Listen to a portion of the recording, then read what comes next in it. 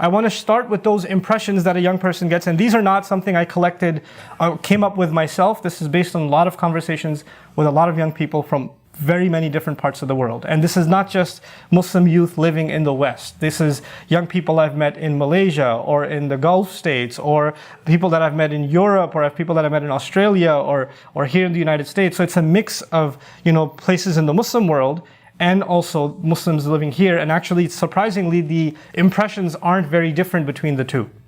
The misconceptions that our ummah has about Islam itself aren't very different. And when I say youth, you might think I'm talking about a small segment of the population.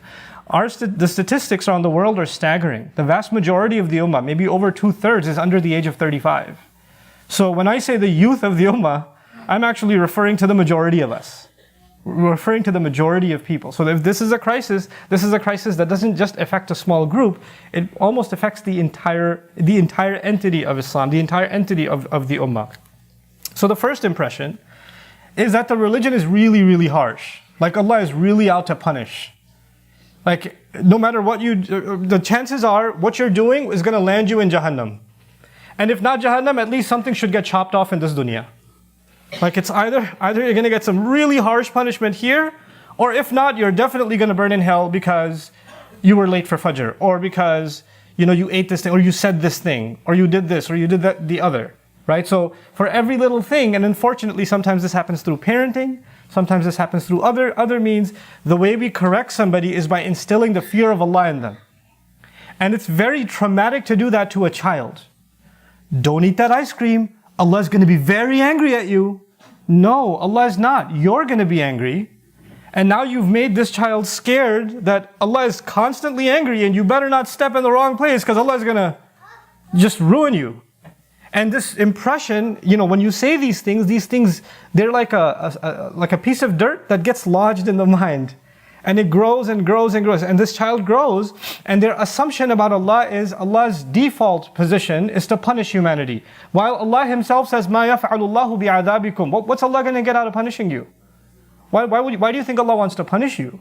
That's the question Allah Himself asks. So what I'm trying to get at is Allah, the way He speaks about Himself has become very different from the way we speak about Allah. And that impression that we give about Allah, that He's angry all the time, or He wants to punish all the time, or the laws of Islam are extremely harsh and rigid, and if you can't follow them, you're going to be in serious, serious trouble. That's the first impression a lot of young people have. The second impression I'd like to share with you is that Islam asks me to do things that don't solve anything. Like, hey, I'm having trouble finding a job, go make dua. How's dua going to help my job? What do you mean go make dua? Like we don't explain to our young what's the connection between things. Hey, you're getting really angry, go make wudu.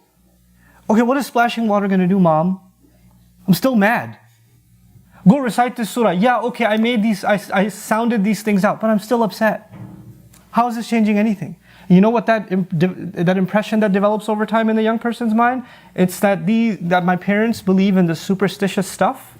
And then when I'm getting really out of hand, they take me to the imam and they say, could you recite something and on his face and all of his problems will go away? So they start thinking Islam is full of superstitions.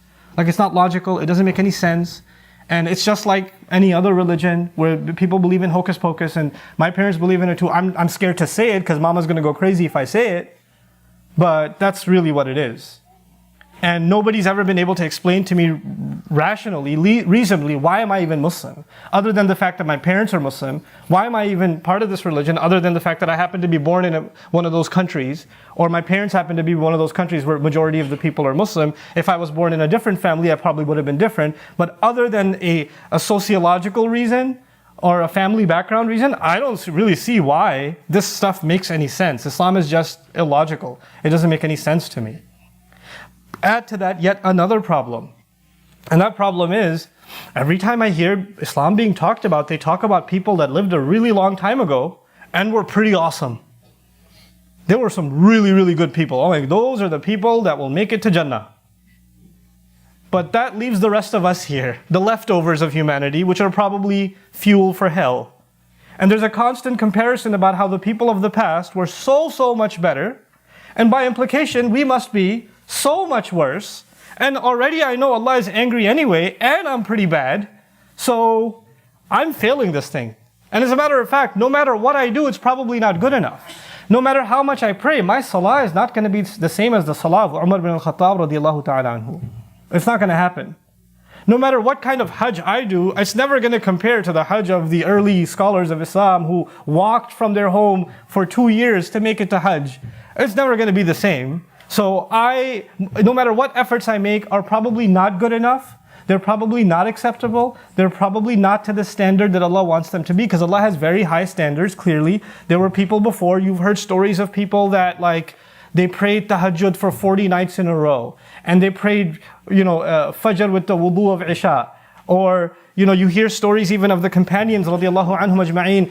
One sahabi gave, when the Prophet ﷺ asked to give in the path of Allah, Umar gave half of his wealth. And Abu Bakr as-Siddiq radiallahu ta'ala anhu gave all of his wealth.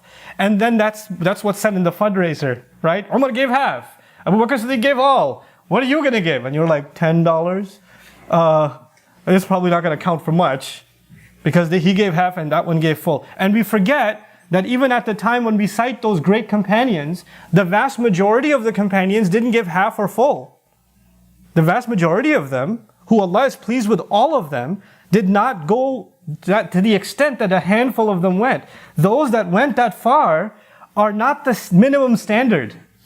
They are heroes and they went above and beyond the call of duty, that's correct. But to constantly quote that and to give the impression that, where are you compared to them? Well, that was the case even at that time. There were several Sahaba who couldn't do that. And who didn't do that? You understand? So, but we give this impression that if you can't reach this, then you're probably a lost cause anyway. And of course, there's the narrative that most people are going to end up in Jahannam. So chances are, I mean, look at you. Seriously, you think you're going to go to Jannah?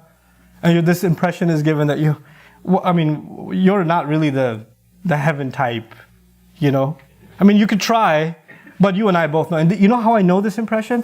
People come to me, and the first thing they say to me is, I'm not a good person, I know that, but I just have a question. Why did you Allah hasn't passed judgment on you yet. Why have you passed judgment on yourself? Why did you pass that verdict on yourself?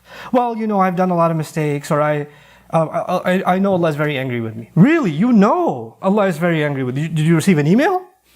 Did you receive some kind of communication directly from Allah that Allah is angry with you? You know what it is? People keep telling you Allah is angry with you, and you start believing people as though they have some direct channel with Allah. They don't. They don't. People's opinion of you is not Allah's opinion of you. There's a difference between those things. But you start accepting that about yourself, and you lose hope and become disconnected. Then of course, it also seems that these stories that I'm being told, or these accounts that I'm being told, they don't seem relevant to my life. I've literally sat in gatherings when people come up and said, well, I was reading the Quran and it was talking about the battle of Uhud or the battle of Badr. What does that have to do with my life? I'm not going into any battle. It's not relevant to me. I've had these conversations not with non-Muslims. I've had these conversations with Muslims, right?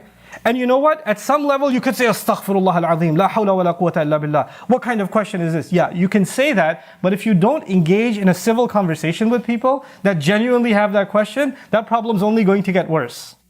You understand? It's not going to get solved by you doing istighfar of Allah and going into a corner, and every time you see them you say, A'udhu billahi minash shaitanir rajim. That's not going to solve that problem.